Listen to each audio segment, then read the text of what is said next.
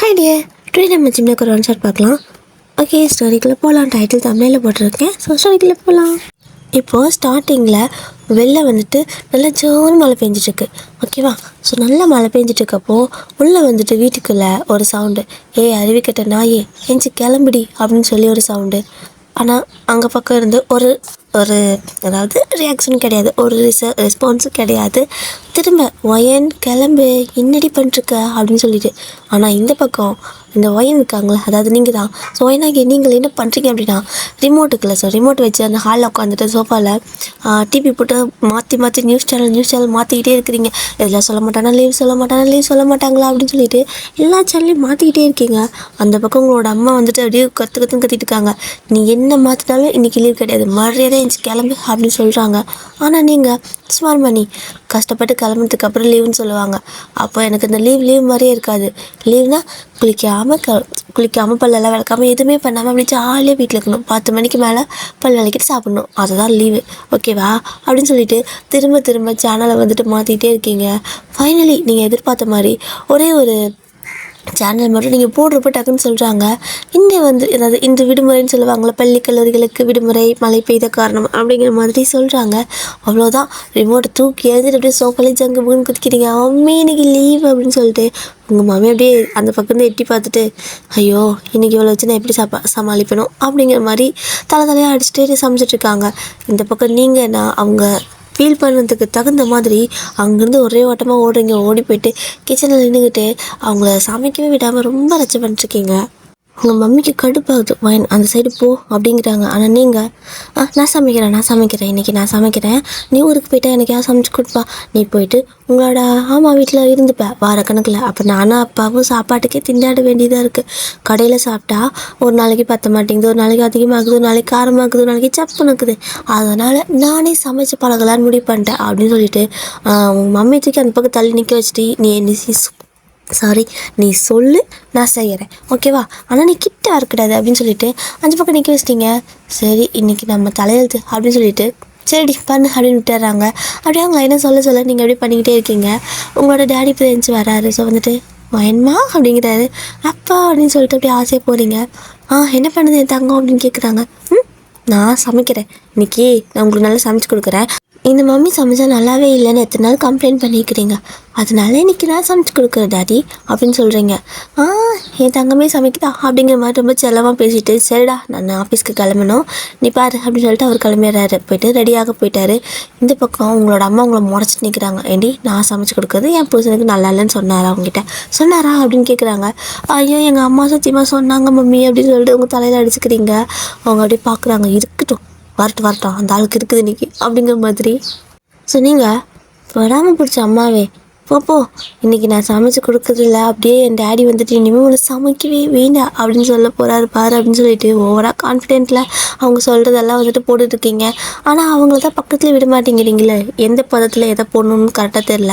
அவங்க ஒரு குத்துமதிப்பாக சொல்கிறாங்க, பார்க்கவாது விடுன்னு கேட்குறாங்க, நீங்கள் விட மாட்டேறீங்க. அப்படி இப்படி சமைச்சு முடிச்சு 1 மணி நேரத்தில் சமைக்க வேண்டிய சமையல் நீங்கள் 2 மணி நேரம் ஆக்கிட்டீங்க. ஒரு வழியாக சமைச்சு முடிச்சதுக்கப்புறமா சரி மேமே நான் போய்ட்டு ரெஸ்ட் எடுக்கிறேன், டேடி வந்தால் ஃபுட்டு கொடுத்துரு அப்படின்னு சொல்லிட்டு போய்ட்டு படுத்து தூங்கிடுறீங்க. நான் உங்களுக்கு லீவ் இல்லையா காலேஜ், அதனால். இப்போ அவங்களோட டேடி வந்துட்டு குளிச்சு ரெடியாக முடிச்சுட்டு வந்துட்டார். வந்து லஞ்ச் எடுத்து வச்சுட்டாங்க உங்கள் மம்மி வந்து தனியாக வேறு லஞ்சு தான் செஞ்சு வச்சுருக்காங்க டேடிக்கு. ஓகேவா? ஸோ லஞ்ச் எல்லாம் எடுத்து பேக்கெல்லாம் கையில் இந்த பக்கம் கொடுத்துட்டு சாப்பிட உட்கார சொல்கிறாங்க. ஸோ அவரும் வந்துட்டு இன்றைக்கி ஒயின் செஞ்சு சாப்பாடு கொடு உங்கள் கையில் சாப்பிட்டு போர் அடிக்குது அப்படின்னு கலாய்க்கிறாரு. உங்கள் அம்மாவும் ஆல்ரெடி டேஸ்ட் பார்த்துருப்பாங்களோ என்னமோ, இன்றைக்கி மாட்டினடா மவனே அப்படிங்கிற மாதிரி பிளேட் எடுத்து வச்சு கொஞ்சமாக ஒரே ஒரு துளி வேலை 2 பேருக்கு மட்டும் சாப்பாடு வைக்கிறாங்க. என்னடி இப்படி வைக்கிற, சாப்பாடு அள்ளி போடு இன்றைக்கி ஒயன் பண்ணியிருக்கா அப்படின்னு கேட்குறாங்க. இதுதான் எதிர்பார்த்தேன் அப்படின்னு சொல்லிட்டு என்ன பண்ணுறாங்கன்னா அப்படியே அள்ளி போடுறாங்க சாப்பாடு. ஒரு பிளேட் நிறைய அவங்க அதாவது உங்கள் டேடி சாப்பிட்றதுக்கு மேலே அதிகமாக சாப்பாடு அள்ளி போடுறாங்க. ஸோ உங்கள் டேடி வந்துட்டு போதும் சாப்பிட்டு வாங்கிக்கிறேன் அப்படின்னு சொல்லிட்டு ஊற்று கலப்பு அப்படிங்கிறாரு. ஸோ உங்கள் மம்மி வந்துட்டு மூந்தாலையெழுத்து யாரால் மாற்ற முடியும் அப்படின்னு சொல்லிட்டு குழப்பி அள்ளி ஊற்றிடுறாங்க. ஸோ உங்கள் டேடியும் உங்களோட சாப்பாடு அப்படியே சாப்பிட்றதுக்கு ஆசைப்பட்டு அப்படியே 5 வேலையில் விட்டு பிசைஞ்ச சாப்பாடு அப்படியே நிறையா அள்ளி வாயில் போடுறாங்க பாருங்கள். அவரால் வந்துட்டு துப்பவும் முடியல, முழுங்கவும் முடியல, ஒரு மாதிரி கடலை அப்படியே ஒரு மாதிரி எப்படி சொல்கிறது, சாப்பாட்டில் வந்துட்டு உப்பு ஜாஸ்தி, காரம் ஜாஸ்தி, அதுவும் இல்லாமல் ஒரு மாதிரி வேகலை, பச்சை வாசம் அடிக்குது, ஐயோ இப்படிங்கிற மாதிரி வாயிலே வச்சுட்டு இருக்காரு.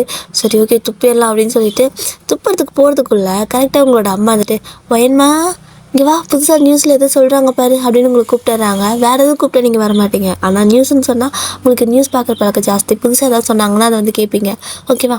ஸோ அப்படி சொன்னால் அடுத்த செகண்ட் கீழே வந்துட்டீங்க. வந்து பார்த்தா டேடி சாப்பிட்டுருக்காரு. அது வாய்ப்புல சாப்பாடு.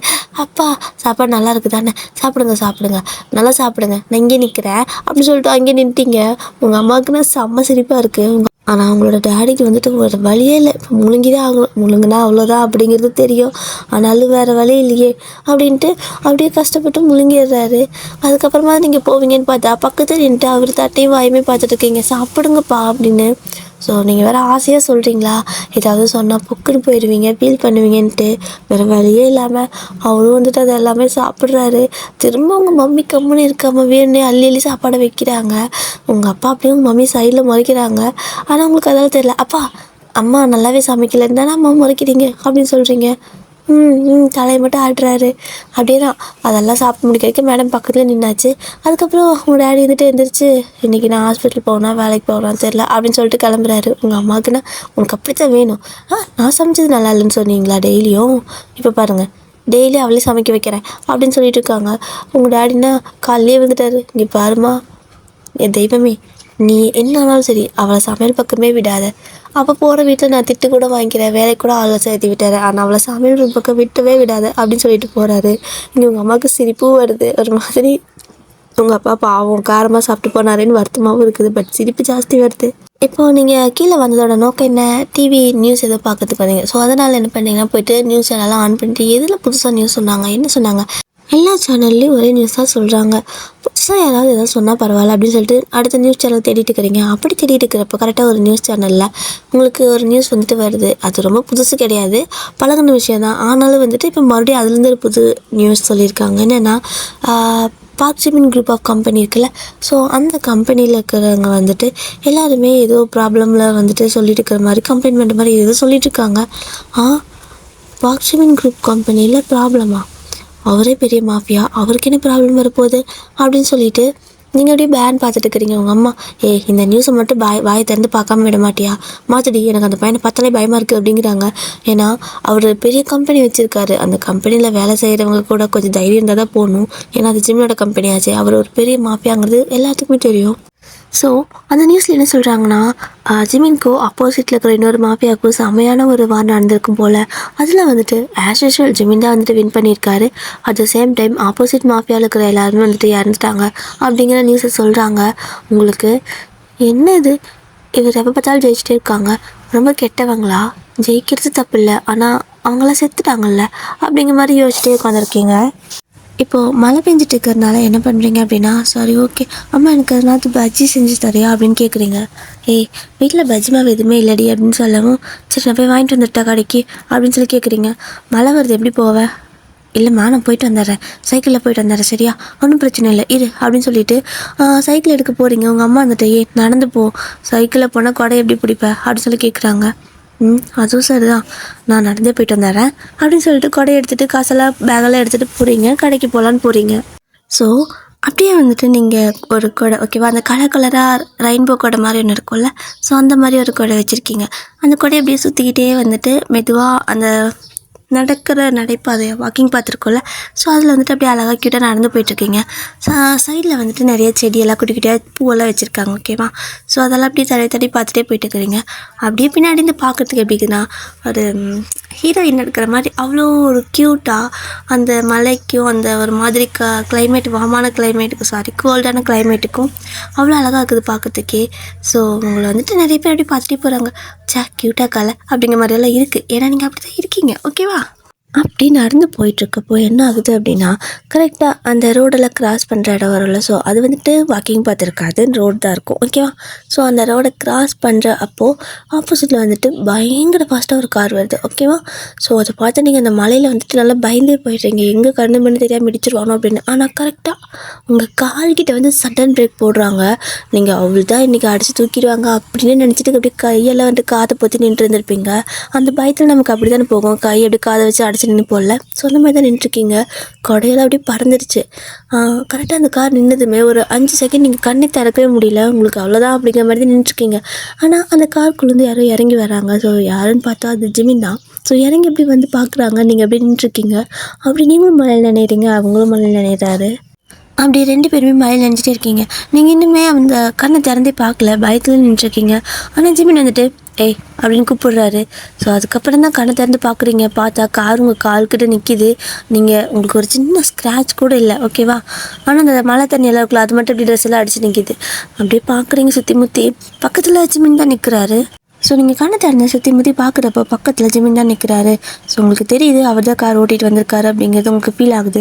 ஸோ என்ன பண்ணுறீங்க அப்படின்னா, தப்பிச்சோம் அப்படிங்கிற ஒரு நினைப்பு இல்லாமல், அவர் வந்துட்டு சிஇஓ இல்லையா, அதாவது பெரிய கம்பெனியோட சிஇஓ, அதுவும் இல்லாமல் அவர் ஒரு மாஃபியா. நீங்கள் அந்த டைமில் அதை மறந்துட்டீங்க. ஏன்னா மழை பெய்யுதில் அவரை டிவியில் தான் பார்த்துருப்பீங்க, ஃபோட்டோவில் பார்த்துருப்பீங்க, இல்லை சின்ன வீடியோ கிளிப் மாதிரி பார்த்துருப்பீங்க. பட் நேரில் பார்க்குறப்போ இன்னும் க்யூட்டாக செம்மையாக தான் இருக்கார்.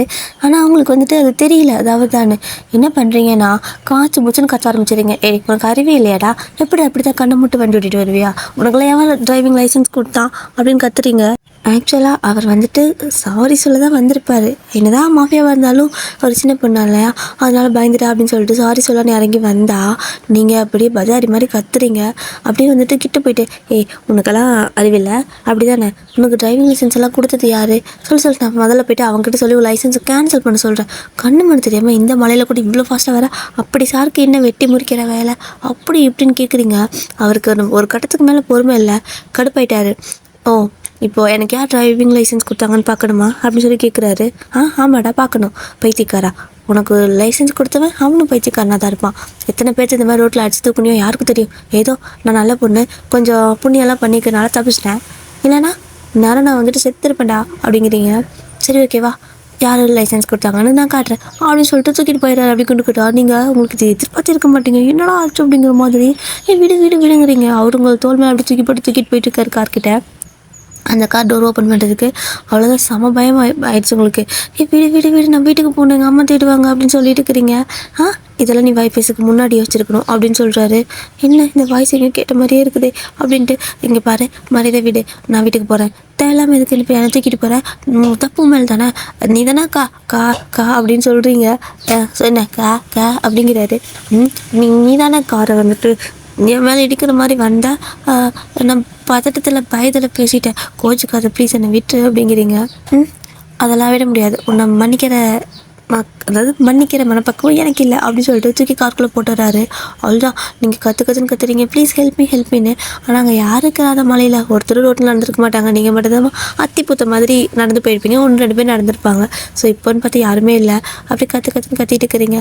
ஆனால் காரை க்ளோஸ் பண்ணிட்டாரு. ஸோ கத்தினாலும் வெளியே சவுண்ட் கேட்காது. நீங்கள் ப்ளீஸ் என்னை வீடு, நான் வீட்டுக்கு போகணும், என் அம்மா தேடுவாங்க அப்படிங்கிறீங்க. அதுக்கு நானாக பொறுப்பு, நீ வாய் மட்டும் இருந்திருக்கணும் அப்படின்னு சொல்லிட்டு காரை ஸ்டார்ட் பண்ணிட்டாரு.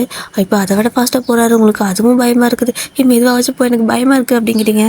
ஸோ நீங்கள் அப்படியே வந்துட்டு கத்திகிட்டே இருக்கவும் ஜிமின் வந்துட்டு காரை எடுத்துகிட்டு போயிடுறாரு. ஸோ ஒரு இடத்துல போயிட்டு நிறுத்திடுறாரு. ஸோ பார்த்தீங்க அப்படின்னா மலையில் ஒன்றுமே தெரியல. எங்கடா கொண்டு வந்திருக்க, எனக்கு பயமாக இருக்குது, விட்றா பைத்தியக்காரா அப்படின்னு கத்துறீங்க. ஸோ அவர் வந்துட்டு அந்த காரோட வைப்பர் ஆன் பண்ணுறாரு. ஸோ அது வைப் பண்ணுறப்ப தான் ஆப்போசிட்டில் பார்க்குறீங்க வீடு இருக்குல்ல. ஸோ அந்த வீட்டில் வந்துட்டு ஜிமின் எழுதியிருக்கு. அவ்வளோதான், உங்களுக்கு இவ்வளோ நேரம் கூட அந்த அளவுக்கு பயம் இல்லை. பட் இப்போ அவ்வளோதான் போச்சு, அப்போ இன்றைக்கி டெத்து கன்ஃபார்ம் அப்படிங்கிற மாதிரி இருக்குது. ஸோ நீங்களும் வந்துட்டு ப்ளீஸுங்க சார், நீங்கள் ஜிம்மின்னு எனக்கு தெரியல ப்ளீஸ் அப்படின்னு சொல்கிறீங்க. எது சாரா அப்படின்னு கேட்குறாரு. சார் அப்படின்னு சொல்கிறீங்க. இல்லை இதுக்கு முன்னாடி பேசினல, வாடா போடா பைத்தியக்காரா, அதெல்லாம் எங்கே போச்சு அப்படின்னு கேட்குறாரு. சார் ப்ளீஸ் சார், நீங்கள் ஜிம்மின்னு எனக்கு தெரியாதுங்க சார், எனக்கு உங்களை நான் டிவியில் தான் பார்த்துருக்கேன், சின்ன வீடியோ கிளிப்பில் பார்த்துருக்கேன், நேரில் இவ்வளோ நல்லா இருக்கீங்க, ஆனால் எனக்கு சாரி அப்படிங்கிறீங்க. சார்ன்ட்டு எது நேரில் நல்லா இருக்கேண்ணா அப்படின்னு கேட்குறாரு. ஏன்னா அவர் பெரிய மாஃபியா. ஸோ அவர்கிட்ட வேலை செய்கிறவங்களாகட்டும் யாருமே வந்துட்டு இந்த மாதிரி பேச மாட்டாங்க. நல்லா இருக்கீங்கன்னு சொன்னதே கிடையாதா, அவருக்கு இது புதுசாக இருக்குது, நல்லாவா இருக்கேன் அப்படிங்கிற மாதிரி இருக்குது. இல்லை ஏதோ சொன்னேன் எனக்கு சொல்லு அப்படின்னு கேட்குறோம். நீங்கள் இல்லைங்க சார், டிவியில் ஃபோட்டோலலாம் பார்க்குறப்போ அந்தளவுக்கு தெரிவிக்கல, கொஞ்சம் எப்படி சொல்கிறது, டெரராக தான் பேச வச்சுருக்க மாதிரி காட்டுவாங்க. ஆனால் நேரில் கொஞ்சம் நல்லா இருக்கீங்க, க்யூட்டாக ஹேண்ட்ஸம்மானு சொல்ல வந்து ப்ளீஸ் என்னை விட்டுருங்க, மன்னிச்சிக்கோங்க அப்படிங்கிறீங்க. ஸோ ஜிமின்க்கு வந்துட்டு அந்த ஒரு டென்ஷனில் வந்துட்டு உங்களுக்கு கட்டிட்டு வந்திருப்பாரு. ஆனால் நீங்கள் இப்படி பேசவும் அவருக்கு அது வேறு மாதிரி ஃபீல் ஆயிடுச்சு. நான் நல்லா இருக்கேனா, நம்மக்கிட்ட யாரும் இந்த மாதிரி பேசுனதில்ல, அதுவும் ஒரு பொண்ணு. அப்படிங்கிற மாதிரி யோசிச்சுட்டு இருக்காரு. கண்ணாடி பார்த்துட்டு அப்படியே மூஞ்சி தடவிட்டே இருக்காரு. நீங்கள் சார் ப்ளீஸ் சார் என்னை இங்கே இறக்கி விட்டுருங்க, நான் எங்கள் வீட்டுக்கு ஓடி போயிடுறேன் அப்படின்னு சொல்லவும், இங்கே இறக்கி விடவா, வீட்டுக்கு ஓடிடுவியா அப்படின்னு கேட்குறாரு. அப்படின்னு சொல்லவும், சரி இறங்கு அப்படின்னு சொல்லி கார் டோர் ஓப்பன் பண்ணுறாரு. சரி ஓகே சாமி கடவுளை என்ன நல்ல மூடில் இருந்தானோன்னு சொல்லிட்டு இறங்கிறீங்க. இறங்கி பார்த்தா சுற்றியும் மவுண்டனாக இருக்குது, நடுவில் வீடு. அப்படிங்கிற மாதிரி இருக்குது. அதில் அந்த பக்கம் யானை சத்தம் அந்த மாதிரியெல்லாம் கேட்குது. அப்படியே இறங்கின விசையில் செவுத்தில் அடித்த ரப்பர் பால் மாதிரி அதே ஸ்பீடில் வந்துட்டு என்ன பண்ணிட்டீங்கன்னா காருக்குள்ளே ஏறிட்டு சார் என்னங்க சார் இப்படி இருக்குது அப்படின்னு கேட்குறீங்க. நீ தானே இறங்கி வீட்டுக்கு போயிடுவேண்ணே, கிளம்பு நான் இப்போ உனக்கு ஒரு சான்ஸ் தரேன் அப்படிங்கிறாரு சிரிச்சுட்டு. நீங்கள் சார் விளாடாதீங்க சார், எனக்கு வந்து எங்கள் வீட்டில் விட்டுருங்க, இல்லைன்னா ரோட்லேயாவது இறக்கி விடுங்க, ஒரு காடாக இருக்குது சார். ஏன் சார் காட்டுக்குள்ளே வீடு கட்டி வச்சுருக்கீங்க அப்படின்னு கேட்குறீங்க. அவர் வந்துட்டு எனக்கு இப்படி இருந்தால் தான் பிடிக்கும், வெளியே இருக்கிற மனுஷங்களெல்லாம் பிடிக்காது, அவங்களெல்லாம் கொண்டு அப்புறம் புதைக்க இடம் வேணும்ல, வீட்டை சுற்றியாக புதைக்க முடியும், ஸோ அதான் காட்டுக்குள்ளே இருக்கேன், இப்போ எங்கே வேணால் புதைக்கலாம்ல அப்படின்னு கேட்குறாரு. சார் எனக்கு பயமாக இருக்குது, இப்படியெல்லாம் பேசாதீங்க அப்படின்னு நீங்கள் சொல்கிறீங்க. ஸோ ஜிமின் வந்துட்டு சரி வா அப்படின்னு சொல்லிட்டு டோர் ஓப்பன் பண்ணி வீட்டுக்குள்ளே கூப்பிட்டு போயிடுறாரு. உங்களுக்கு பயமாக இருக்குது சார், ப்ளீஸ் சார், உங்கள் வீட்டில் ஒரே டெட் பாடியாக இருக்கும்ல, நிறைய பேர்த்த அடைச்சி வச்சுருப்பீங்க, ரத்தத்தோடு இருப்பாங்கள்ல, எனக்கு நினச்சாலே பயமாக இருக்குது, விட்டுருங்க சார் அப்படிங்கிறீங்க. ஸோ ஜிமின் வந்துட்டு ஏய் நான் மாஃபியா தான், அதுக்குன்னு வீட்டு கூடவா ஒரே சுடுகாடு மாதிரி வச்சுருப்பேன், வாடி அப்படிங்கிறாரு. நீங்கள் டீயா அப்படின்னு பார்த்துருக்கீங்க. நீ எனக்கு கொடுத்த மரியாதைக்கு இதுதான் கிடைக்கும் அப்படின்னு சொல்லிட்டு உள்ள கூப்பிட்டு போகிறாரு. வீடு பார்த்தா அப்படியே பெரிய பங்களா, அப்படியே செம்மையாக இருக்குது, பார்க்கறதுக்கு அவ்வளோ லக்ஸரியஸாக இருக்குது. அவ்வளோ பெரிய மாஃபியா, அவ்வளோ பெரிய கம்பெனி வச்சுருக்காங்க, இது கூட இல்லைன்னா எப்படி அப்படின்ட்டு கடத்திட்டு வந்திருக்காங்கங்கிறதே தெரியாமல் வீட்டை சுற்றி பார்த்துட்ருக்கீங்க. நீங்கள் இப்படி பேனு வீட்டை சுற்றி பார்த்துட்ருக்கீங்கல்ல, ஸோ அது ஜிமின் பார்க்குறாரு. அவருக்கு என்னவோ தெரியல, க்யூட்டாக தெரியுது, அப்படி உங்களே பார்த்துட்டே இருக்காரு. நீங்கள் அம்மாடி அப்படிங்கிற மாதிரி பார்த்துட்ருக்கீங்க. ஸோ ஜிமின் வந்துட்டு ஏய் உன் பேர் என்ன அப்படின்னு கேட்குறாரு. நீங்கள் அவரை பார்க்கவே இல்லை, அந்த வீட்டையே பேன் பார்த்துட்டு என் பேர் வயன் அப்படின்னு சொல்கிறீங்க. நல்லா தான் இருக்குது வயன் பக் ஜிமின், நல்லா தான் இருக்குது அப்படின்னு சொல்லிட்டு அவரே பேசிக்கிறாரு. நீங்கள் திரும்ப அந்த வீட்டையே தான் அப்படியே நடந்து ஒவ்வொரு பொருளாக தொட்டு பார்த்துட்டுருக்குறீங்க, எல்லாமே லக்ஸரியஸ்டாக இருக்குது. ஸோ அப்படியே பார்த்துட்ருக்கீங்க. அப்போ ஜிமின் வந்துட்டு இந்த வீடு பிடிச்சிருக்கா அப்படின்னு சொல்லி கேட்குறாரு. இவ்வளோ பெரிய வீடு, இவ்வளோ லக்ஸரியஸ்டாக இருக்குது, யாருக்கு பிடிக்காது, ரொம்ப பிடிச்சிருக்கு, நல்லா இருக்கே அப்படின்னு சொல்லிட்டு இருக்கீங்க. ஆக்சுவலாக நீங்கள் கடத்திட்டு வந்திருக்காங்க உங்களை, ஆனால் அது கூட தெரியல, நீங்கள் வீடு பிடிச்சிருக்குன்னு சொல்லிட்டுருக்கீங்க, அதையெல்லாம் அட்மிட் பண்ணிட்டு இருக்கீங்க. ஸோ நீங்கள் வீட்டை அட்மிட் பண்ண, ஜிமின் உங்களை அட்மிட் பண்ண, அப்படி தான் ஒரு 10 நிமிஷம் போகுது. ஸோ ஜிமின் வந்துட்டு உங்ககிட்ட என்ன கேட்குறாருன்னா டக்குன்னு எங்கே இருந்துக்கிறியா என்ன லைஃப் லாங் அப்படின்னு கேட்குறாரு. அப்படின்னு சொல்லி திரும்புறீங்க ஷாக்கா. இல்லை இங்கே இருந்துக்கோ, உனக்கு அந்த வீடு பிடிச்சிருக்குல்ல அப்படின்னு சொல்லவும், இது நல்லா இருக்கே, எனக்கு எல்லா இடம் தான் பிடிக்கும், அதுக்காக அங்கேயே இருக்க முடியுமா, எங்கள் அம்மா தேடுவாங்க, நான் போகணும் அப்படிங்கிறீங்க. ஸோ ஜிமின் ஒரு மாதிரி சிரிச்சுக்கிட்டே நான் என்ன உனக்கு என் வீட்டை சுற்றி பார்க்க கூட்டிகிட்டு வந்திருக்கேனா, கூப்பிட்டு போய் விடுறதுக்கு, நான் உன்னை கடத்திட்டு வந்திருக்கேன் அப்படிங்கிறாரு. ஆமாம்ல சார், ப்ளீஸ் சார் எனக்கு கொண்டு போய் விட்டுருங்க சார், நான் வீட்டுக்கு போகணும், உங்கள் வீடு நல்லா இருக்கு, உங்களை விட நல்லா இல்லை, ஸோ நீங்கள் தான் நல்லா இருக்கீங்க ஜாஸ்தி, உங்கள் வீடு உங்களுக்கு கொஞ்சம் கம்மி தான், ஆனால் வீடு நல்லா இருக்குது, ப்ளீஸ் சார் என்னை விட்டுருங்க சார் அப்படிங்கிறீங்க. வயன் நான் தான் கேட்குறேன்ல, இங்கேயே என் கூடயே லைஃப் லாங் இருந்துடுறியா அப்படின்னு சொல்லி கேட்குறாரு. என்ன சார் இப்படி கேட்குறீங்க அப்படின்னு சொல்லி நீங்கள் கேட்குறீங்க. ஏன்னா எனக்கு ஒன்று பிடிச்சிருக்கு, ஐ லவ் யூ அப்படின்னு சொல்கிறாரு. அவ்வளோதான், நீங்கள் அப்படியே நெஞ்சில் கை வச்சு நெஞ்சை பிடிச்சிட்டு பொத்துன்னு அங்கேயே ஒரு சோஃபா இருக்கும், அந்த சோஃபா மேலே பொத்துன்னு உட்காந்துடுறீங்க. அப்படியே விழுகிறப்ப ஷாக்கில் உட்காருவாங்களோ, ஸோ அந்த மாதிரி தான் அப்படியே உட்காந்துருக்குறீங்க ஷாக்கிங்கில். அவர் என்னாச்சு அப்படின்னு சொல்லி கேட்குறாரு. சார் கொஞ்சம் நேரம் இருங்க அப்படின்னு சொல்லிட்டு அப்படி மூச்சு வாங்க, உங்களுக்கு பயமாக இருக்குது. அப்புறம் கொஞ்சம் நேரம் கழிச்சு என்ன ஆச்சு தண்ணி குடி அப்படின்னு சொல்லிட்டு தண்ணி கொண்டு தராரு. வாங்கி கடகடான்னு குடிச்சிட்டு சார் எந்திரிச்சு நின்றுக்கிறீங்க ஓகேவா. ஸோ வாங்கி தண்ணி ஃபுல்லாக டம்ளர் ஃபுல்லாக கட்ட மூச்சு விடாமல் குடிச்சிட்டு டக்குன்னு எந்திரிச்சு நின்றுட்டு சார் ப்ளீஸ் எனக்கு கொண்டு எங்கள் வீட்டில் விடுங்க ப்ளீஸ் அப்படின்னு சொல்லி கேட்குறீங்க. அவர் வந்துட்டு எனக்கு பதில் அப்படின்னு கேட்குறாரு.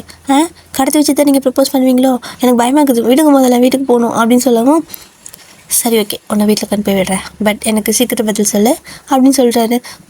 விட மாட்டான் போலையே அப்படிங்கிற மாதிரி, சரி முதல்ல வீட்டில் விடுங்க அப்படின்னு சொல்லி கேட்குறீங்க. சரி வா அப்படின்னு சொல்லிட்டு கூப்பிட்டு போகிறாரு.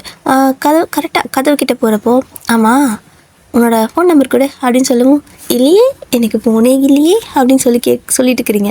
அவர் வந்துட்டு அப்படியா அப்படின்னு சொல்லிட்டு உன்னோட பேர் சொன்னேன்ல வயன், அப்புறம் எந்த ஊர் அப்படிங்கிற மாதிரி உன்னோட டேட் ஆஃப் பர்த் அப்படி இப்படின்னு கேட்குறாரு. ஸோ கேட்டு முடிச்சதுக்கப்புறமா சரி ஓகே அப்படின்னு சொல்லிட்டு என்ன தப்பா அப்படின்னு சொல்லி நீங்கள் சொல்லியிருப்பீங்க. அவர் கரெக்டாக இன்ஸ்டாகிராம் ஓப்பன் பண்ணி உங்கள் பேர் அப்புறம் உங்கள் டேட் ஆஃப் பர்த் இந்த மாதிரி ஏதோ ஒன்று போட்டு பார்க்குறாரு. 2-3 இது ட்ரை பண்ணதுக்கப்புறமா கரெக்டாக உங்களோட ஃபோட்டோவோட உங்களோட ஐடி காட்டிடுது. இங்கே பாரு, இந்த பொண்ணு பேர் ஒயன், இவக்கிட்ட ஃபோன் இருக்குது, இன்ஸ்டாகிராம் கூட இருக்குது, ஆனால் ஃபோன் மட்டும், அதாவது ஃபோன் நம்பர் மட்டும் இல்லை போல் அப்படின்னு சொல்லிட்டு இருக்காரு. நீங்கள் வாசமாக மாட்டிக்கிட்டேன் அப்படின்ட்டு கரெக்டாக உங்களோட ஃபோன் நம்பர் அப்படியே மனப்பாடமாக ஒப்பிச்சுட்டு இருக்கிறீங்க. ஸோ அவர் வந்துட்டு அதனால் அப்படியே அவருக்கு நீங்கள் ஒரு தடவை சொன்னதே மைண்டில் அப்படியே ரெஜிஸ்டர் ஆகிடுச்சு, மனப்பாடம் ஆகிடுச்சு. நீங்கள் சேவ் பண்ணலையா சார் அப்படின்னு கேட்கவும், நீ என்னோடய ஹார்ட்டில் ஸ்டோர் ஆகிட்ட, உன்னோட நம்பர் என்னோடய மெமரியில் ஸ்டோர் ஆகிடுச்சு. ஓகே போகலாவா அப்படின்னு சொல்லிட்டு கூப்பிட்டு போகிறாரு வெளியே. ஒரு வேளை வீட்டுக்கு தான் கொண்டு போய் விடுவானா, இல்லை மறுபடியும் வேற எங்கே கடத்திட்டு போயிடுவானா, ஏன் வேறு ப்ரப்போஸ்லாம் பண்ணானேன்னு உங்களுக்கு பயமாக வேறு இருக்குது. அப்படியே போயிட்டு பயந்துகிட்டே காரில் ஏறி உட்காடுறீங்க.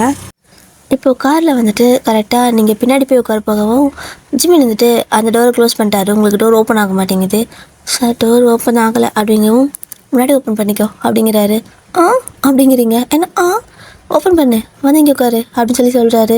ஐயோ என்ன இப்படியெல்லாம் பண்ணுறான், பார்த்தா மாஃபியா மாதிரியே இல்லை பிளே பாய் மாதிரி இருக்கான் அப்படின்னு சொல்லிட்டு அப்படி முன்னாடி போய்ட்டு உட்காந்துக்கிறீங்க. அப்படி கை காலை ஒடுக்கி உட்காருவோம். ஸோ அந்த மாதிரி உட்காந்துக்கிறீங்க. பிரியா உட்காருவாயன் அப்படிங்கிறாரு. சார் பரவாயில்ல அப்படின்னு நீங்கள் சொல்லவும் சரி ஓகே அப்படின்ட்டு கார் எடுத்துடுறாரு. அப்படியே வந்துட்டு கார் போக போக உங்களுக்கு வந்துட்டு இந்த ரோடு கரெக்டாக தெரிய மாட்டேங்குது. இது வழியாக தான் வந்தோமா, இப்போ எங்கே தான் கூப்பிட்டு போகிறான், வீட்டுக்கு கூப்பிட்டு போகிறான், நல்லா கொண்டுருவானா, இல்லை என்ன பண்ணுவான், சைக்கோவாக இருக்குமோ அப்படின்னு என்னென்னமோ யோசிச்சுட்டு இருக்கீங்க. இப்போது கரெக்டாக காரில் போயிட்டுருக்கப்போ ஜிமின் வந்துட்டு வெளியே இவ்வளோ மழை பெய்யுது, மேடம் எதுக்கு நடு ரோட்டில் வந்துட்டு இருந்தீங்க அப்படின்னு கேட்குறாரு. நீங்கள் அப்படின்னு சொல்கிறீங்க, சொல்லு அப்படின்னு கேட்குறாரு. அதுவா, எனக்கு பஜ்ஜி மாவு அங்கே வந்தேன் சார் அப்படின்னு சொல்லிட்டு ஒரு மாதிரி தயங்கி சொல்கிறீங்க. அவருக்கு ஷாக்காக இருக்குது. இந்த பஜ்ஜி மாவு அங்கே வந்தியா அப்படின்னு கேட்குறாரு. இல்லையா பின்ன மழை பெய்யுது, கிளைமேட் நல்லாயிருக்கும், பஜ்ஜி சாப்பிட்டா சூப்பராக இருக்கும்னு அம்மாட்ட கேட்டேன், மாவில்லைன்னு சொன்னாங்க. சரி இரு நான் போய் வாங்கிட்டு வந்துடுறேன்னு சொல்லிட்டு வந்துட்டேன். அம்மா அப்பவும் சொன்னாங்க போவேணான்னு, நான் தான் கேட்கல அப்படின்னு சொல்லவும் பரவாயில்ல நீ கேட்காது நல்லதான், இல்லைனா நான் ஒன்று பார்த்துருப்பேனா அப்படின்னு கேட்குறாரு. எங்கள் அம்மா பேசி கேட்டிருந்தா இந்நேரம் எனக்கு இந்த பிரச்சனையே இருந்திருக்காதுல்ல அப்படின்னு சொல்லிட்டு நீங்கள் அப்படியே அமைதியாக உட்காந்துருக்கீங்க. ஸோ ஜிமின்ட்டு போய் பஜ்ஜி மாவு வாங்கிறதுக்காக வந்து இப்படி என்கிட்ட சிக்கிட்டியே நீ அப்படின்னு சொல்லிட்டு சிரிச்சிட்டே வந்துட்டு வண்டி ஓட்டிட்டு இருக்காரு. ஓகேவா. ஸோ அப்படியே வந்துட்டு ஒரு வழியாக பாதி தூரம் அந்த மெயின் ரோடு வந்ததுக்கப்புறமா நீங்கள் உங்களை எங்கே ஏற்றினாரோ அங்கேயே இறக்கி விடலாம் அப்படிங்கிற மாதிரி தான் வந்திருப்பாரு. ஆனால் வந்துட்டு இனிமேல் நீங்கள் கேர்ள் ஃப்ரெண்டாச்சே, ஸோ வீடு தெரிஞ்சுக்கணும்ல, அதனால உன் வீடு எங்கன்னு சொல்லு அப்படின்னு கேட்குறாரு. சொல்ல மாட்டேன் அப்படிங்கிறீங்க, சொல்லுடி அப்படிங்கிறாரு. சார் எதுக்கு சார், இங்கே இறக்கி விடுங்க நான் இறங்கி போய்க்கிறேன் அப்படின்னு சொல்லவும், நான் வீட்டிலே இறக்கி விடுறேன், மழை பெஞ்சிட்டு இருக்குல்ல, உங்ககிட்ட இப்போ கொடை இல்லைல்ல, நானும் கொடை எடுத்து வரல உனக்கு கொடுத்து விடலான்னா, ஸோ வீட்லேயே இறக்கி விடுற சொல்லு அப்படிங்கிறாரு. சார் பஜ்ஜி மாவு வாங்கிட்டு போகணும் சார் அப்படின்னு சொல்கிறீங்க. அவரால் நம்பவே முடியல, அவ்வளோ பெரிய மாஃபியா அவர். ஸோ நீங்கள் அவர்கிட்ட இவ்வளோ இதாக பேசுகிறீங்க, கொஞ்சம் லைட்டாக பயந்த மாதிரி இருக்குது. ஆனால் பயந்த மாதிரி பேசினாலுமே ஓப்பனாக உங்கள் மனசில் தோன்றது அவர்கிட்ட பேசுகிறீங்க. ஸோ அவருக்கு வந்துட்டு ஒரு மாதிரி சிரிப்பாக இருக்குது. இன்னொன்று அந்த பஜ்ஜி மாவை விடலையா அப்படின்னு கேட்குறாரு. நீங்கள் வந்ததே அதுக்கு தானே, இப்போ அது வாங்காமல் போக முடியுமா, கடைக்கு போகணும் சார் விடுங்க என்ன அப்படின்னு சொல்லவும், கடை எங்கே இருக்குன்னு சொல்லு அப்படின்னு சிரிக்கிறாரு. கடை அதுவும் அங்கே போகணும், இந்த ரோடை கிராஸ் பண்ணி போகணும், அதுக்கு தான் கிராஸ் பண்ண, அதுக்குள்ளே நீங்கள் வந்து இவ்வளோ பிரச்சனை ஆகிடுச்சு, இந்நேரம் எங்கள் வீட்டுக்கு கொண்டு போய் மாவு கொடுத்தது எங்கள் அம்மா பஜ்ஜி சுட்டு கொடுத்துருப்பாங்க தெரியுமா அப்படிங்கிறீங்க. சாமி கடையில் சரி ஓகே கடையை சொல்லு முதல்ல அப்படிங்கிறாரு. நீங்களும் அதான் அந்த பக்கம் போயிட்டு இந்த பக்கம் போகணுன்னு சொல்லி ரூட் காட்டுறீங்க. ஸோ ஜிமின் வந்துட்டு அப்படியே கடைக்கு கொண்டு போயிட்டு காரை நிறுத்திட்டு நீங்கள் அப்படியே இறங்க போகிறீங்க. உட்காரு அப்படின்னு சொல்லிட்டு காரை நடிக்கிறாரு. ஸோ அவரோட காரை பார்த்ததுமே அந்த கடைக்காரங்க ஓடி வராங்க. வெளியே ஓடி வந்ததும் அவள் எதோ கேட்குறா கொடுத்து விடுங்க அப்படின்னு சொல்லவும், கரெக்டாக அவங்க இந்த பக்கம் வந்து மேடம் என்ன வேணும் உங்களுக்கு அப்படின்னு பயந்து கேட்குறாங்க. பஜ்ஜி மாவு வேணுங்க அப்படின்னு சொல்லவும், ஒயன் பாப்பா நீயா இது அப்படின்னு கேட்குறாங்க. ஏன்னா அந்த கடை உங்களுக்கு நல்லா பழக்கம். அந்த அண்ணா மாட்டிக்கிட்டேண்ணா அப்படின்னு சொல்லவும், காரில் வந்து பஜ்ஜி மாவு வாங்குறியா நீ, அதுவும் இவரோட காரில் எப்படி அப்படின்னு கேட்குறாங்க. ஸோ ஜிமினுக்கு வந்துட்டு என்னங்க பேச்சு, அவள் கேட்குறத மட்டும் கொடுத்து விடுங்க அப்படிங்கிறாரு. இதோ சார் கொடுத்து விடுற அப்படின்ட்டு, இந்த ஒயன் பிள்ளை எப்படி போய் இங்கே சிக்கிச்சு, ஒரு பெரிய மாஃபியாவாச்சே. ஆனால் என்ன அவ்வளோ ரிலாக்ஸாக உட்காந்து அவள் கேட்கறது கொடுன்னு சொல்கிறாங்க, ஒரு நாள் சொந்தக்காராக்குது இருக்குமோ என்னவோ தெரியல அப்படின்னு சொல்லிட்டு மாவெல்லாம் எடுத்து வந்து நிறையா கொடுக்குறாங்க. நீங்கள் எப்படி பார்க்குறீங்க, அண்ணா என்னென்னா இவ்வளோ மாவு என்கிட்ட ஒரு பாக்கெட்டுக்கு தான் காசு இருக்குது, 1/2 கிலோ மட்டும் கொடுங்க அப்படின்னு சொல்லவும், பரவாயில்ல இந்தா வச்சுக்கோ முதல்ல எனக்கு அப்புறமா கூட கொடு அப்படின்னு சொல்லவும், கரெக்டாக இந்த பக்கம் ஜிம்னு கூப்பிடுறாரு. ஸோ அந்த கடைக்காரங்களும் அப்படியே இந்த பக்கம் சுற்றி ஓடி வராங்க. சார் அப்படின்னு சொல்லவும், அவர் கையில் வந்துட்டு அப்படியே ஒரு எப்படி சொல்ல ஒரு 2000 ரூபாய்க்கு மேலே கையில் கொடுக்குறாரு. சார் இவ்வளோ இல்லைங்க சார் மாவு அப்படின்னு சொல்லவும், வச்சுக்க அவன் எப்போ கேட்டாலும் கொடுத்து விடு ஓகேவா அப்படின்னு சொல்லிட்டு இன்னொரு 10,000 ரூபாய் கையிலே சேர்த்து கொடுக்குறாரு. இப்போ நீங்கள் பார்த்துட்டு சார் என்னங்க சார் இவ்வளோ காசு கொடுக்குறீங்க அப்படின்னு சொல்லி கேட்கவும், எனக்கெல்லாம் திருப்பி கொடுக்க முடியாது, என்கிட்ட காசு இல்லை, இங்கே பாருங்கள் ஒரு பாக்கெட் மட்டும் நான் வச்சுக்கிறேன், மிச்ச பாக்கெட்டில் நீங்கள் உங்கள் வீட்டுக்கு கொண்டு போய்க்கோங்க, இந்தாங்க காசு, இந்த ஒரு பாக்கெட்டுக்கான காசு அப்படின்னு சொல்லிட்டு ஒரு 30 ரூபா 40 ரூபா வருமா 1/2 கிலோ, ஒரு 40 ரூபான்னு வச்சுக்கோங்க, கரெக்டாக தெரியலையே, சரி ஓகே ஒரு 40 ரூபான்னு வச்சுக்கோங்க. அந்த 40 ரூபா மட்டும் கையில் கொடுத்துட்டு மிச்ச காசு கொடுக்கணும்னு சொல்லி கேட்குறீங்க. அதாவது 50 ரூபாயை கொடுத்துருப்பீங்க, மிச்சம் 10 ரூபா கொடுங்கன்னு சொல்லி கை நீட்டிட்டு நிற்கிறீங்க. அவர் பார்க்குறாரு என்ன பண்ணுறா அப்படிங்கிற மாதிரி. ஸோ அந்த ஒரு 10-20 பாக்கெட் மேலே கொடுத்துருப்பாங்க. எல்லாத்தையும் காருக்கு பின்னாடி சீட்டில் எடுத்து வச்சுட்டு ஒரு பாக்கெட் மட்டும் கையில் வச்சுட்டு 50 ரூபா கையில் கொடுத்துட்டு மிச்சம் 10 ரூபா தாங்க சார் அப்படின்னு கை நீட்டிட்டு நிற்கிறீங்க. அவருக்கு சிரிப்பாகவும் வருது, ஒரு மாதிரி இருக்குது. என்கிட்ட சேஞ்செல்லாம் இல்லை அப்படிங்கிறாரு. அப்போ என் 10 ரூபா அப்படின்னு சொல்லி நீங்கள் கேட்கும், இதையும் நீயே வச்சுக்கோ அப்படின்னு சொல்கிறாரு. இல்லை எனக்கு அடுத்தவங்க காசு வேணாப்பா, எனக்கு என்னோடய 10 ரூபா மட்டும் கொடுத்துருங்க ஓகேவா அப்படின்னு சொல்லிட்டு அந்த 50 ரூபாய்க்கு கொடுத்துட்டு அப்படியே அமைதியாக அந்த ஒரு பாக்கெட் மாவை மட்டும் கட்டிப்பிடிச்சி உட்காந்துக்கிறீங்க. உங்களுக்கு பஜ்ஜினா ரொம்ப பிடிக்கும் போல். ஸோ அப்படி தான் கட்டிப்பிடிச்சி உட்காந்துக்கிறீங்க, அந்த மாவையே தடவிட்டே இருக்கிறீங்க. ஸோ ஜிம்னு சரி உன் வீட்டை சொல்லு, சாரி உன்னோட வீட்டு அட்ரஸ் சொல்லு அப்படின்னு சொல்லி கேட்குறாரு. நீங்கள் வேணாம் நான் இறங்கிட்டா அந்த அண்ணா கிட்ட கூட கொடை வாங்கிட்டு போய்க்கிறேன் அப்படின்னு சொல்லவும், அட்ரஸ் கேட்டேன் அவ்வளோதான், அதுக்கு மட்டும் பதில் சொல்லு அப்படின்னு கேட்குறாரு. நீங்கள் சார் இப்படி போங்கன்னு சொல்லிட்டு ரூட்டும் சொல்கிறீங்க. ஸோ ஜிம்மி அப்படியே சுற்றி சந்துக்குள்ளே போகிறாரு. எப்படி இவளை பார்க்க வரணும்னா இந்த சந்துக்குள்ளே கார் வருமா என்ன, இவ்வளோ கஷ்டமாக இருக்குது எனக்கு இதுக்குள்ளே கார் ஓட்டுறதுக்கு அப்படிங்கிற மாதிரி. ரொம்ப குட்டி ரோடாக இருக்குது, சின்ன ஸ்ட்ரீட் மாதிரி இருக்குது. அதாவது ரோடு மட்டும் சின்னதாக இருக்கும், வீடெல்லாம் நிறையா இருக்கும். ஸோ வீட்டில் நிறைய பெருசாக காட்டிக்கு ரோடு மட்டும் கொஞ்சம் குட்டியாக போட்டு வச்சுருப்பாங்க. அதில் நடந்து போனால் இன்னொரு ஆப்போசிட்டில் ஒரு வண்டி வந்துச்சு அப்படின்னா, வண்டி மீன்ஸ் ஒரு கார் வந்துச்சுன்னா இந்த பக்கம் இருக்கிற கார் போகிறதுக்கு கிராஸ் பண்ண, அதாவது ஓவர்டேக் பண்ணிக்க இந்த மாதிரி கிராஸ் பண்ணி போகிறதுக்கு வழி இல்லை. ஒரு சைடு ஒன்று போனால் அது போய் முடிச்சதுக்கப்புறம் தான் அடுத்த வண்டி போகணும், அந்த மாதிரி இருக்கும். ஸோ நீங்கள் அப்படியே சொல்லிகிட்டே இருக்கவும் ஜிம்னு ஒரு வழியாக வந்துடுறாரு. கொண்டு வந்து உங்கள் வீட்டு மாதிரி கார் நிறுத்திட்டு இதான் வீடா அப்படின்னு சொல்லிட்டு எட்டி பார்க்குறாரு. சார் நீங்கள் உள்ளுக்கு இது வந்துடாதீங்க, எங்கள் அம்மா எனக்கு கொண்டே போடுவாங்க, நான் போகிறேன் அப்படின்னு சொல்லிட்டு அந்த மாவு தூக்கிட்டு ஒரே ஓட்டமாக ஓடிடுறீங்க. இந்த பக்கம் ஜிம் இருந்துட்டு இறங்கி அப்படியே இந்த பக்கம் வீட்டை மட்டும் எட்டி பார்க்குறாரு. உள்ளே போயிட்டீங்களா சேஃபா அப்படின்னு சொல்லிட்டு கடத்திட்டு வந்துட்டு பைப்பில் சேஃபாக போயிட்டீங்களான்னு வேறு பார்க்குது. அப்படியே நீங்கள் உள்ளே போனதுக்கப்புறமா கால் பண்ணுறேன் அப்படின்னு சொல்லி கத்திட்டு அங்கேருந்து அப்படியே காரை சிரிச்சுட்டே எடுத்துகிட்டு வந்துடுறாரு. ஸோ அதுக்கப்புறம் என்ன, நீங்கள் உள்ளே போயிட்டு அம்மா இந்த பஜ்ஜி சுட்டுதா சரியா அப்படின்னு சொல்லிட்டு மாவு கொடுத்துட்டு ஒரே வாட்டமாக மேலே ஓடிடுறீங்க.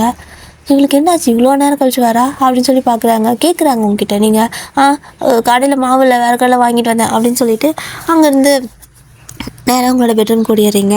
இந்த பக்கம் ஜிமின் போகிற வழியெல்லாம் அவருக்கு ஒரே சிரிப்பு தான். அப்படியே காரை கண்ணாடி பார்க்குறது, அவர் அந்த பக்கம் ரோட்டை பார்க்குறது, மறுபடியும் அந்த கண்ணாடியில் அவரை பார்த்துக்கிறது. ஸோ மாற்றி அவரே ரசிச்சுக்கிறாரு. ஏன்னா நீங்கள் அழகாக க்யூட்டாக ஹேண்ட்ஸமாக இருக்கீங்கன்னு சொல்லியிருப்பீங்க இல்லையா. பரவாயில்ல, அவள் சொன்ன மாதிரி சிரிச்சா நார்மலாக இருந்தால் அழகாக தான் இருக்கேன் போல். ஆனால் ஏன் எல்லோரும் என்னை பற்றி பயப்படுறாங்க, இந்த மீடியாக்காரங்களாம் எதுக்கு என்னோடய மூஞ்சியை உருண்டே போட்டிருக்காங்க, குழந்தை வந்துட்டு பயந்துச்சு பாரு அப்படிங்கிற மாதிரி சொல்லிட்டு இருக்காரு. ஏன்னா நீங்கள் சொல்லியிருப்பீங்கள்ல உங்கள் ஃபோட்டோவெல்லாம் ரொம்ப டெரராக தான் போட்டு காட்டியிருப்பாங்க, அதனால எனக்கு கரெக்டாக தெரியல அப்படின்னு நீங்கள் சொல்லியிருப்பீங்க. இனிமேல் இந்த மீடியாக்காரனுங்க வரட்டு பேசிக்கிறேன் அப்படின்னு சொல்லிட்டு அப்படியே போகிறாரு. ஸோ கரெக்டாக போகிறப்போ கொஞ்சம் அப்படியே மழை லைட்டாக குறைய ஆரம்பிக்குது. அவர் போகிறதுக்கு முன்னாடியே மறுபடியும் அந்த மீடியாக்காரங்களாம் வந்துட்டு நிற்க வச்சுட்டு உங்களோட கம்பெனியில் ஏதோ ப்ராப்ளம் சொன்னாங்களா அப்படி இப்படின்னு சொல்லிட்டு மைக்கெல்லாம் பிடிச்சிட்டு நிற்கிறாங்க. எப்போவும் அந்த மூஞ்சி வந்துட்டு டெரராக உடனே வருதா இருக்கும், அது மாஃபியா வேறையா. ஸோ அது ரொம்ப தைரியமான ஜேர்னலிஸ்டெல்லாம் மட்டும்தான் கொஞ்சம் வந்துட்டு, அதுவும் ரொம்ப தைரியத்தோடு இல்லை, சார் ப்ளீஸ் கொஞ்சம் சொல்ல முடியுமா இந்த மாதிரி இஷ்யூவாக இருக்குது, நாங்கள் உங்களோட கம்பெனியை பற்றி தான் கேட்குறோம், தப்பாக எடுத்துக்காதீங்க அந்த மாதிரி கொஞ்சம் ரெக்வஸ்ட் பண்ணி தான் கேட்குறாங்க.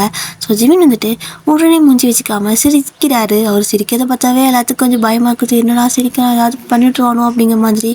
ஆனாலும் வந்துட்டு நீனு காரணமே இல்லாமல் சிரிச்சுக்கிட்டே போஸ் கொடுத்துட்ருக்காரு அந்த கேமரா அந்த மீடியாவுக்கு எல்லாமே. ஸோ எல்லாமே ரெக்கார்ட் பண்ணிட்டுருக்காங்க.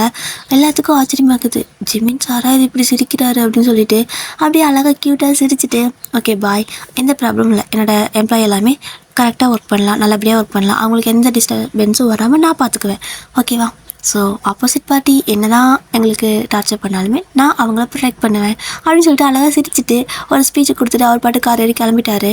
இந்த நியூஸ் தான் அப்படியே வந்துட்டு நியூஸில் சேனலெல்லாம் வைரலாக போயிட்டுருக்கு, அப்படியே நெட்லேயும் அப்படி தான் போயிட்டுருக்கு. முதலாக சிரிச்ச பக்ஜிமி அப்படிங்கிற மாதிரிலாம் போட்டிருக்காங்க. ஸோ நீங்களும் நியூஸ் பார்ப்பீங்களா? ஸோ நியூஸ் பார்க்குறப்போ உங்களுக்கே சிரிப்பாகுது. அவர் சிரிச்சா அழகாக தான் இருக்கார். ஆனால் ஏன் இன்றைக்கி சிரிக்கிறாரு? ஒருவேளை நான் சொன்னதுக்காக இருக்குமோ? ஐயோ வேணாம் என்னால் மாஃபியா கூட குடும்பம் நடத்த முடியாதுப்பா அப்படின்னு அப்படியே நீங்கள் தனியாக பேசிகிட்டு இருக்கீங்க. ஸோ அப்படியே தான் கொஞ்சம் டேஸ்லாம் வந்துட்டு ஒரு 2-3 நாள் தான் போயிருக்கோம். அப்படியே ஜிமின் வந்துட்டு ஒரு மாதிரி சாஃப்டாக இருக்கிறது, அப்புறம் அந்த மாவெல்லாம் கொண்டு போய்ட்டு அவரோட கிச்சனில் வச்சுக்கிறாரு. அந்த கிச்சனில் வந்துட்டு மோஸ்ட்லி சாப்பிட்ற பொருள் கடையில் வாங்கிட்டு வந்ததாக இருக்கும்.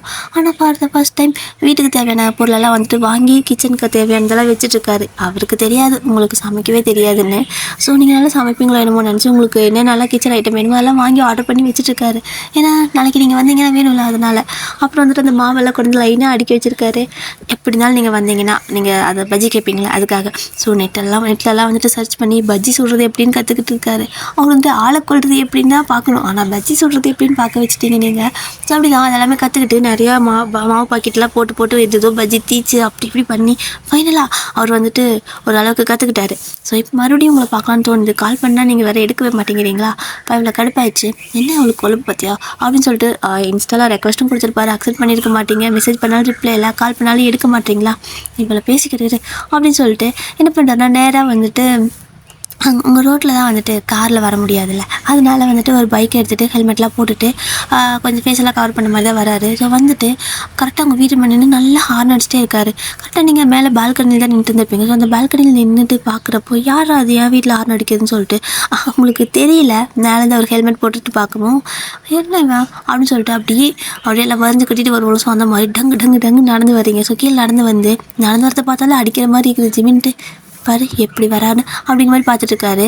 ஸோ வந்ததுமே 2 கை கொண்டு வந்து 2 இடுப்பில் வச்சுக்கிட்டு யார்டா நீ, உனக்கு என்னடா பிரச்சனை, எதுக்குடா என் வீட்டில் வந்து வாசலில் இப்படி ஹார்ன் அடிச்சுட்டுருக்கிற, காதே அடைக்குது கொயின்னு அடிச்சிட்ருக்க அப்படின்னு சொல்லி கேட்குறீங்க. ஸோ ஜிமினுக்கு சிரிப்பாக இருக்குது. யாருன்னு தெரியாமல் பேசுகிற நீ அப்படின்னு சொல்லிட்டு இன்னும் நல்லா ஹார்ன் உங்கள் முன்னாடி சைன்னு அடிச்சுட்டே இருக்காரு. நீங்கள் காது வலிக்குதுடா, என்னடா உன் பிரச்சனை, என்ன உன் பிரச்சனை, எதுக்கு இப்படி வீட்டுக்கு முன்னாடி வந்து ஹார்ன் அடிச்சுட்டுருக்குற சொல்லு அப்படின்னு சொல்லி நீங்கள் கேட்கவும் ஸோ அவர் வந்துட்டு திரும்ப ஹார்ன் அடிச்சுட்டு இருக்காரு. ஸோ நீங்கள் என்ன பண்ணுறீங்க அப்படின்னா, இங்கே பாரு உனக்கு ஜிமின் தெரியுமா அப்படின்னு சொல்லி கேட்குறீங்க.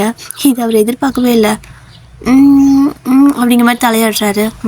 அவரோட கேர்ள் ஃப்ரெண்ட் நான், ஓகேவா? இந்த மாதிரி இனிமேல் ஹார்ன் ஏதாவது அடிச்சா அப்படின்னா அவ்வளோதான், அவர்கிட்ட சும்மா சொன்னேன்னா போதும். இப்போ கூட யாருக்கு தெரியும், இங்கே கேமரா கூட வச்சுருப்பாரு, உன்னை பார்க்கலாம், அப்புறம் 4 வேலை அனுப்பி உன்னை போட்டு தள்ளிடுவாங்க. அப்புறம் இருக்கு நான் பாதுகாப்பு இல்லைப்பா, நான் பொறுப்பு இல்லை அப்படின்னு சொல்லிட்டு இருக்கிறீங்க. ஸோ ஜிமினுக்கு ஒரு மாதிரி ஹாப்பியாக இருக்குது. ஏன்னா நீங்கள் வந்துட்டு அவரோட கேர்ள் ஃப்ரெண்ட் அப்படின்னு நீங்கள் சொல்லியிருப்பீங்கல்ல, அப்போ இப்படி தான் வந்துட்டு சொல்லி தெரியுறியா நீ அப்படின்னு சொல்லிட்டு ஒன்றுமே இல்லை, ஜஸ்ட் அவரோட ஹெல்மெட்டை கழட்டிட்டு அப்படியே உங்கள் கன்னத்தில் கை வச்சு உங்களை அப்படியே பார்த்துட்டு இருக்காரு. உங்களுக்கு நான் செம்ம ஷாக்கு. தெரியுமாண்ணா, தெரியாமல் வாய் விட்டேனே, இந்த வாயே தான் நாசமாக போனோம், இந்த வாயே தான் உனக்கு எப்போ பார்த்தாலும் எமனா இருக்குது, கடவுளே எனக்கு காப்பாற்று அப்படிங்கிற மாதிரி இருக்கு உங்களுக்கு. அப்படியே கப்பு சுப்புன்னு அமைதியாக ஆகிட்டீங்க. ஃபேஸ்லேயே வந்துட்டு செம பயம் தெரியுது. ஜிம்மி வந்துட்டு ஏறடி போகலாம் அப்படிங்கிறாரு. டியா அப்படிங்கிறீங்க, கேர்ள் ஃப்ரெண்ட் தானே, ஏறடி அப்படிங்கிறாரு.